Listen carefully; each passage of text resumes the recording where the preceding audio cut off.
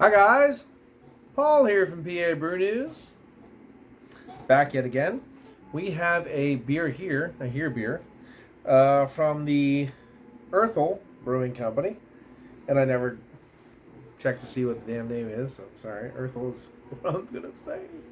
But this is a triple ale or triple ale, coming in at 9% alcohol by volume, just a touch under a lot of the tripels that I've had. They usually are 9.5, that kind of thing. So we're going to check it out. This is a product of the Netherlands, where my good friend Thomas is from. Check out Thomas Opent if you haven't. Thomas Opent, always cool. Netherlands does a lot of Dutch beer reviews, but does some of the reviews in English for people like me that are uneducated, so I can enjoy them too. Alright, I'm trying to leave a lot of the sedimentation in the bottle. I think I did a pretty good job. Wait, here we go. There it is. A little fish food in there, but nothing too crazy. And the brewery is no longer in business. This is an old beer, and I don't know exactly the date, but I thought I'd let you know. Okay, this has a really ripe caramel hue to it, a little bit darker than your normal Tripel.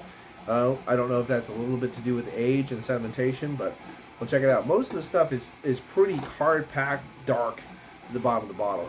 It's just a little bit lighter, a little bit darker than I'm used to, but it still looks nice. Definitely got nice legs already sticking. The lacing's beautiful. Time to get an aroma. Cheers.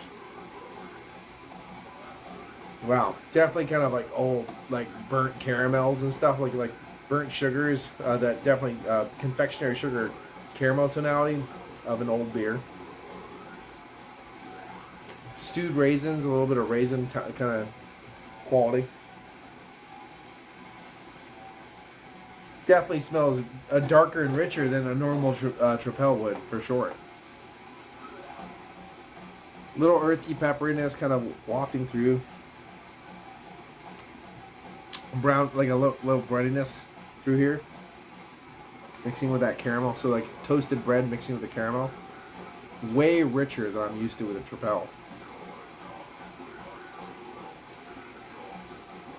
Of course, you don't usually get them this whole either, so.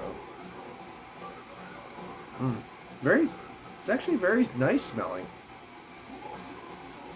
There's a slight bit of oxidation, I believe, in there too, coming out, a little minerality wafting through, but other than that, cheers.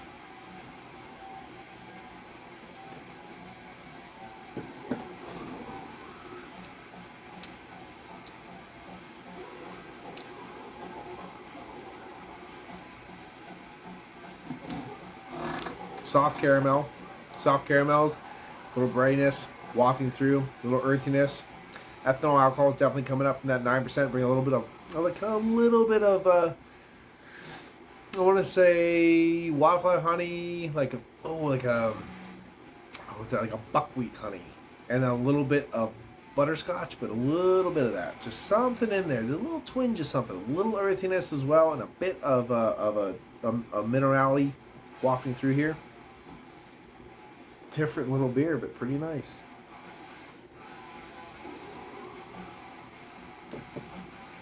Yeah, definitely a good beer. Very enjoyable to try these old beers, you know. Get a case of them. I know sometimes it's hit or miss, and sometimes you win, sometimes you lose. But it does kind of showcase how interesting and shows you the longevity and the lifespan of some of these beers. And some people are like, oh, that's been bad because it's past this date or past this date, or oh, that's 2 years old, you can't drink that kind of thing.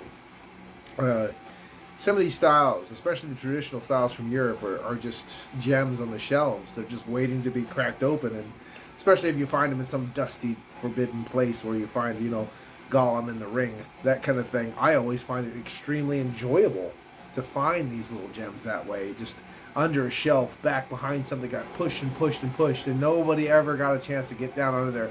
I've pulled dusty beers, 4-packs from under shelving, and said, what about this? And the guy's like, a buck? I don't have it in my system, that kind of thing. It's that old. So these are just really, really fun beers to try. And honestly, this is a good beer. That's a good beer.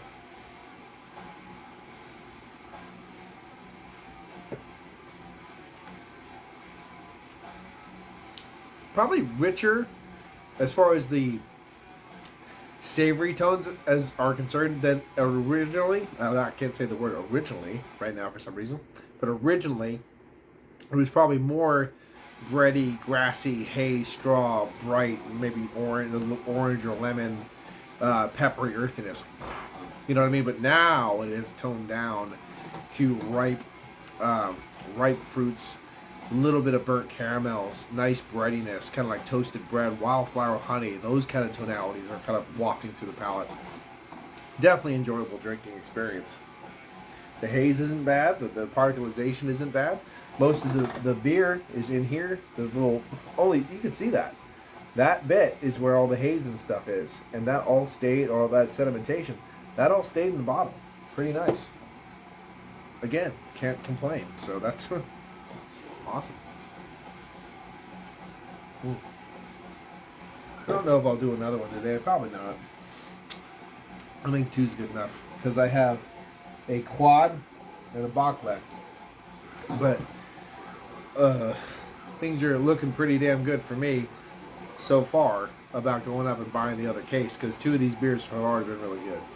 So I got two more after this to find out if I'm going to go back up and buy the other case of the mix pack they have up there. So I don't remember seeing any other of their product line up there except for this. So we're going to give it a go.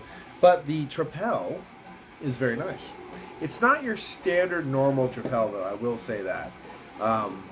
Definitely not anything like I've ever had as far as the Trapel style goes. So it is a really good beer. Not exactly sure the classification would throw it in the lines of all the different Trapels that I've had on the channel, for example.